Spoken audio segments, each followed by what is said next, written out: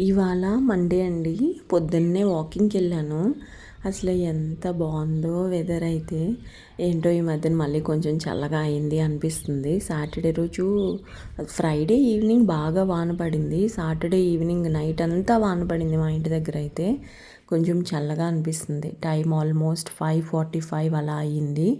6:40 వరకు వాకింగ్ చేసేసి కిందకు వచ్చాను. నేను నిన్న డిషెస్ అన్నీ అన్లోడ్ చేసిన తర్వాత పడుకునే ముందర డిష్ వాషర్ని ఇలా ఓపెన్ చేసి పెట్టానన్నమాట. ఎందుకంటే లోపల ఏమన్నా స్మెల్స్ అవన్నీ ఉంటే పోతాయి అని చెప్పి ఇలా ఓపెన్ చేసి పెట్టాలి అని చెప్పి నేను కూడా ఒక యూట్యూబ్లో చూశాను, ఒక ఛానల్లో. సో అందుకని చెప్పేసి ఓపెన్ చేసి పెట్టాను. ఇంకా అది క్లోజ్ చేసేసి ఇంకా ఇప్పటి నుంచి డే అయితే స్టార్ట్ అవుతుందండి.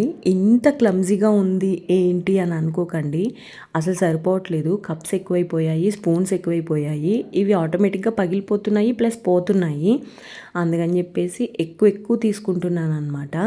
కాఫీ అయితే డికాషన్ ప్రిపేర్ చేయడానికి తీస్తున్నాను. బేసిక్గా కాఫీ లవర్స్ చాలామంది ఉంటారు కదా, అలాగే మీలో ఎంతమంది ఉన్నారు అనేది తప్పకుండా కమెంట్స్లో చెప్పండి. నాకు ఫిల్టర్ కాఫీ అంటే చాలా ఇష్టము. నాకు ఒకే ఒక్క మెమరీ బాగా గుర్తుంటుంది. మా అమ్మమ్మ కాఫీ తాగుతుంటే నేను మా అన్నయ్య కాఫీ కావాలి అని ఏడుస్తూ ఉంటే లాస్ట్లో కొంచెం ఇచ్చేదన్నమాట.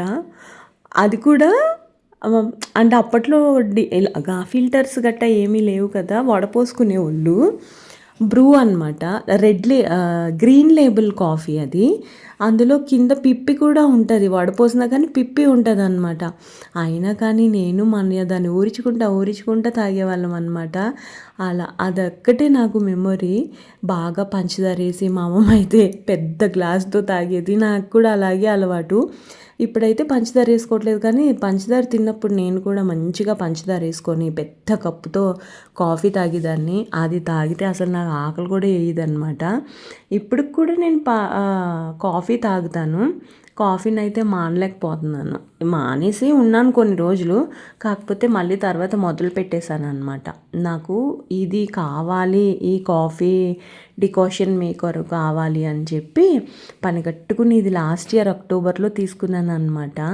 నాకు మంచిగా అనిపించింది. నా దగ్గర ఉన్నది నేను వరుణ్కి ఇచ్చాను. వరుణ్ అది వాడుతున్నాడనే అనుకుంటున్నాను. సో ఇదైతే తీసుకున్నాను అనమాట. అక్టోబర్లో 800 ఎంతో పడింది. మంచిగా ఉంటుంది ఇది. ఆల్మోస్ట్ నాకు తెలిసి 6 to 7 కప్స్ కాఫీ చేసుకోవడానికి డికాషన్ వస్తుంది అనమాట. కానీ స్టార్టింగ్లో దీనికి అసలు ఎలా వస్తుంది డికాషన్, ఎలా ఇందులోకి వస్తుంది అని నేను ఫీల్ అయ్యాను. కానీ ఎలా వస్తుంది అనేది నేను మీతో కూడా చూపిస్తాను. కాఫీ మేకర్స్ ఉంటాయి, కానీ ఎందుకో దానికంటే ఇలాంటివే బెస్ట్ అని అనిపిస్తుంది. అవి వచ్చేసి మనం యూస్ చేయము, ప్లస్ కొంచెం ఎక్స్పెన్సివ్ కూడా ఉంటాయి కదా. ఇలాంటివి అనుకోండి అయిపోయినప్పుడు మంచిగా క్లీన్ చేసేసుకుని మళ్ళీ డికాషన్ పెట్టుకోవచ్చు.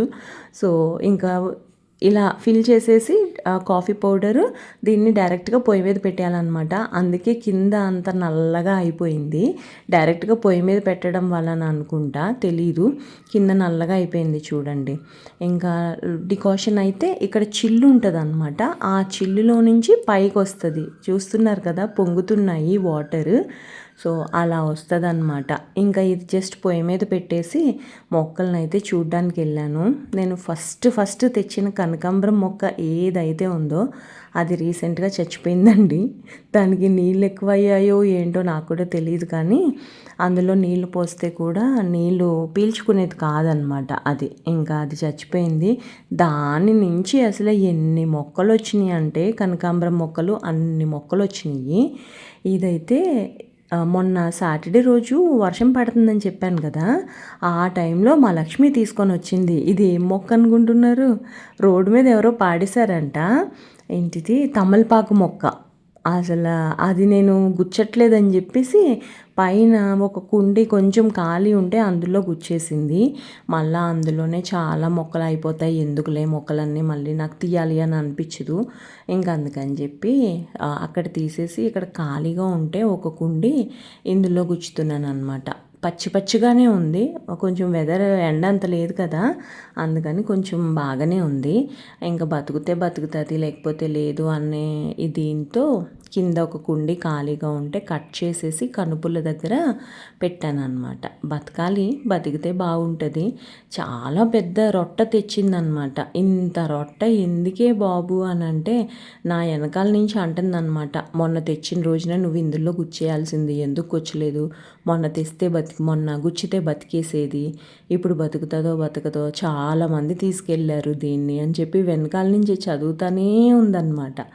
ఇంకా ఇక్కడ పెట్టేసిన తర్వాత ఈరోజు కొంచెం త్వరగా వెళ్దామని డిసైడ్ అయ్యాను ఆఫీస్కి. అందుకని చెప్పేసి అసలు టైం పాసే చేయలేదు. ఎందుకంటే సాయంత్రం మళ్ళీ బయటికి వెళ్ళేది ఉంది అని త్వరగా వెళ్ళి త్వరగా వద్దామని అనుకున్నాను. కానీ మొత్తం అన్నీ ఉల్టా అయినాయి అనమాట. ఇంకా మొక్కల్ని అలా గుచ్చేసి కాఫీ పెడుతున్నాను. సో నేను మా ఇంటి దగ్గరే ఉంటుంది అనమాట డైరీ ఫామ్. వాళ్ళు తీసుకొని వచ్చి ఇస్తారు పాల ప్యాకెట్స్. కాకపోతే ఫిల్టర్ చేసినప్పుడు కంపల్సరిగా పాలు కాసేటప్పుడు కంపల్సరిగా నేను ఫిల్టర్ చేస్తాను అనమాట. మరి ఎందుకో తెలీదు, ఇందులో కొంచెం డస్టీగా అలా అనిపిస్తుంది నాకు. అది ఫస్ట్ నుంచి అలాగే అనిపిస్తుంది. అప్పటి నుంచి ఇంకా ఫిల్టర్ చేస్తూ ఉంటాను అనమాట. ఫిల్టర్ చేయకుండా అసలు పాలు కాయను. నార్మల్గా పెరుగు తోడు పెట్టినప్పుడు కూడా కంపల్సరిగా ఫిల్టర్ చేస్తాను. నాకు ఇలా అలవాటు అయిపోయింది. మనం అది కళ్ళతో చూసిన తర్వాత మళ్ళీ చేయకుండా ఉండలేం కదండి జనరల్గా. ఇంకా కాఫీ అయితే కాసేసాను.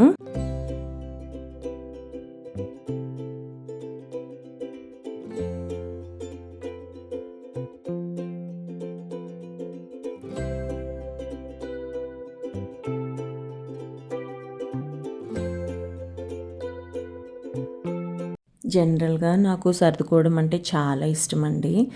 నాది మ్యాక్సిమం ఎక్కడుండేవి అక్కడే ఉంటాయి మా ఇంట్లో. అంటే ఒక్కొక్కసారి ఇందాక క్లమ్జీగా ఉన్నాయి అని అనుకోకండి అని అన్నాను కదా. యాక్చువల్గా ఆ కబోర్డ్లో ఏంటి అని అంటే గిన్నెలన్నీ ఎక్కువైపోయాయి. గిన్నెలు కాదు, ఎస్పెషల్లీ కప్స్ ఎక్కువైపోయాయి. నాకు సర్దుకోవడం అంటే చాలా ఇష్టం. ఎప్పటికప్పుడు సర్దుతానే ఉంటాను అనమాట. ఇక్కడ వచ్చేసి నిన్న మీషో నుంచి చీర పినీస్లు వచ్చినాయి అని చెప్పాను కదా. ఇవైతే కొంచెం బాగాలేదని చెప్పి రిటర్న్ ఇవ్వాలి. సో ఇవి నేను నిన్న ఎలా పడితే అలాగ తీసి పెట్టేశాను. కానీ మనం రిటర్న్ చెయ్యాలి అని అంటే వాళ్ళ ప్రోడక్ట్ మనకి ఎలా వచ్చిందో అలాగే ఇవ్వాలి కదా. అందుకని చెప్పేసి ఆ చిన్న స్లిప్స్ లాగా వచ్చినాయి అనమాట. వాటికి గుచ్చేసి ఇంకా సర్దుతున్నాను అనమాట. అడ్జస్ట్ చేసి ప్యాకెట్ ఎలా ఉందో అలాగా పెట్టేశాను అనమాట. మనకి ఎలా వచ్చిందో అలాగా. దీన్ని రిటర్న్ పెట్టాను, 2 days చెప్తున్నారు. అమెజాన్లో రీసెంట్గా కాదు, May 9th నేను ఒక డ్రెస్ ఆర్డర్ చేశాను. మెటీరియల్ అంతా చెత్తగా ఉంది. వాళ్ళు అక్కడ మెన్షన్ చేసినట్టు లేదనమాట, జార్జెట్ అన్నారు. అందుకని తెప్పించాను అనమాట. అసలు అది రిటర్న్ అయ్యి May 9th ఆర్డర్ చేస్తే రిటర్న్ పికప్ జరిగింది 24th. ఈ లోపల 4 సార్లు కాల్ సెంటర్తో మాట్లాడాను ఆ రిటర్న్ గురించి. డబ్బులు వచ్చింది 14th June. ఈ లోపల ఇంకొక 4 సార్లు కాల్ సెంటర్తో మాట్లాడాను, ఒకసారి మెయిల్ పెట్టాను. సో అంతవరకు కూడా 1 month తర్వాత రిఫండ్ వచ్చిందనమాట. వాళ్ళతో బాగా స్ట్రగుల్ అయ్యాను నేను ఈసారి. మీకు కూడా ఇలాంటి ఎక్స్పీరియన్స్ ఉంటాయా అనేది తప్పకుండా కమెంట్స్లో చెప్పండి.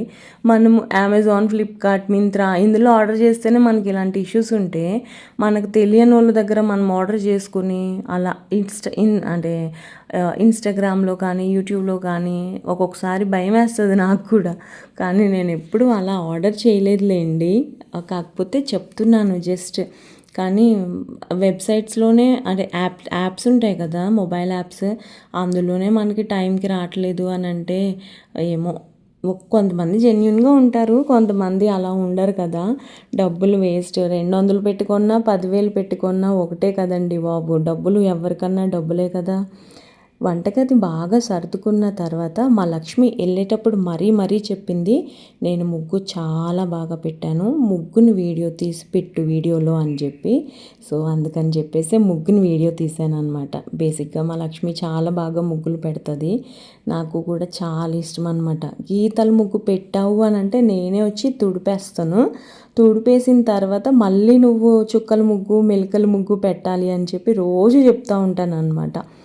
అవుట్స్కట్స్ కూడా గీతల ముగ్గు వద్దు, నాకు అసలు గీతల ముగ్గు అంటేనే ఇష్టం ఉండదు అని చెప్తూ ఉంటాను దానికి.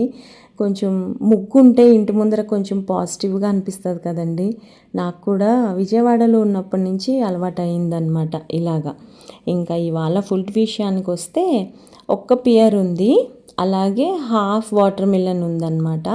ఇవి రెండు కూడా కట్ చేసి తీసుకొని వెళ్తున్నా. పియర్ నేను కట్ చేసి పెట్టేశాను కదా, నేను తినేటప్పుడు ఏమైందంటే మనకి యాపిల్ కట్ చేసి పెడితే నల్ల నల్లగా అయిపోతుంది కదా, అలా అయిందనమాట. కానీ పియర్ అయితే ఎంత ఎంత స్వీట్ ఉందంటే చాలా స్వీట్గా ఉంది. నేను విన్నది ఏంటి అంటే న్యాచురల్ స్వీట్స్ ఉంటాయి కదండి ఫ్రూట్స్లో, ఒక్కొక్కసారి స్వీట్ షుగర్ స్పైక్ అయ్యే ఛాన్సెస్ కూడా ఉంటాయంట. అప్పటి నుంచి అమ్మో ఇవి కూడా తినాలా అని అనిపిస్తుంది. నేను రీసెంట్గా విన్నది ఏంటి అని అంటే మామిడికాయ తింటే కూడా ఎవరో చనిపోయారు అనేసి విన్నానండి. మరి అది నేనైతే చూడలేదు కానీ విన్నాను.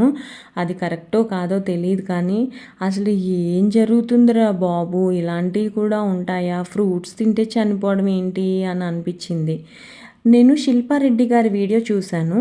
ఆవిడ ఎంత క్లియర్గా చెప్పారంటే వాటర్ మిలన్ అంట మొత్తం పింక్ కలర్లో ఉంటే కనుక డెఫినెట్గా ఇంజెక్ట్ చేస్తారంట ఆ కలర్ అండ్ స్వీట్ కోసము.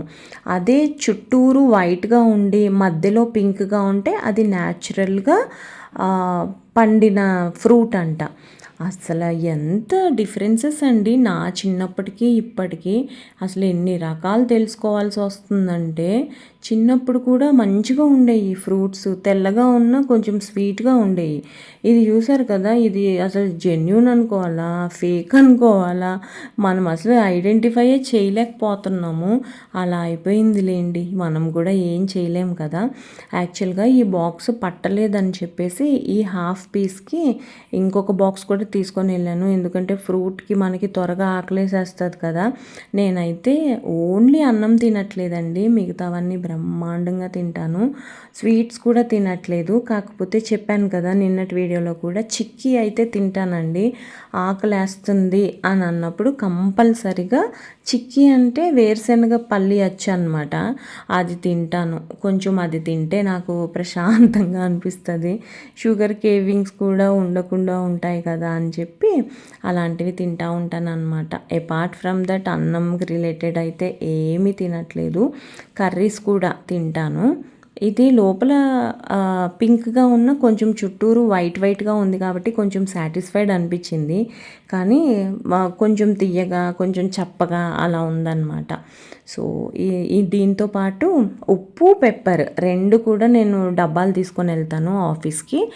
సో దట్ నేను సాల్ట్ అండ్ పెప్పర్ వేసుకొని ఫ్రూట్స్ మీద తింటాను అనమాట. కొంచెం నాకు అలా అలవాటైంది, ప్లస్ బాగుంటుంది కూడా టేస్ట్.